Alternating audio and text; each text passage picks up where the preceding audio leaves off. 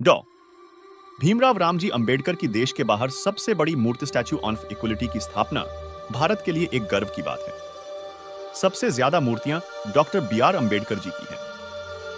ये कहीं नहीं लिखा हुआ है कि कितनी संख्या में है, पर बहुत सारे जवाबों और कुछ तथ्यों के अनुसार doctor B are Ambedkar ji की मूर्तियां ही सबसे ज्यादा हैं पूरी दुनिया में।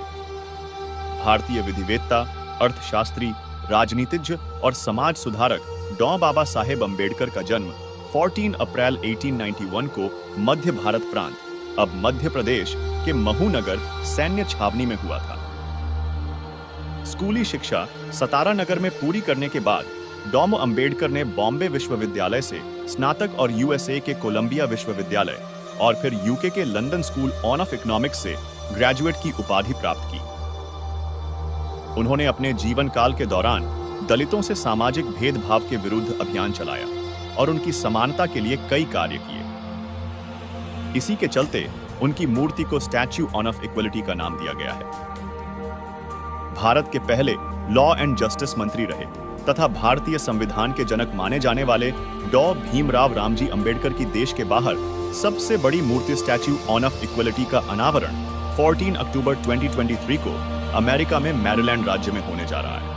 कुल 19 फुट ऊंचाई वाली स्टैच्यू ऑफ इक्वलिटी को अंबेडकर इंटरनेशनल सेंटर द्वारा तैयार कराया गया है। यह संस्था डॉ बाबा साहेब अंबेडकर के समानता और सामाजिक न्याय के विचारों को वैश्विक स्तर पर प्रचारित करने का काम करती है। स्टैच्यू ऑफ इक्वलिटी को प्रसिद्ध मूर्तिकार राम सुतार द्वारा तैयार किया गया है। बता दें कि राम सुतार ने ही सरदार पटेल की मूर्ति स्टैच्यू ऑफ यूनिटी बनाई थी, जो कि गुजरात केवड़िया में स्थापित है।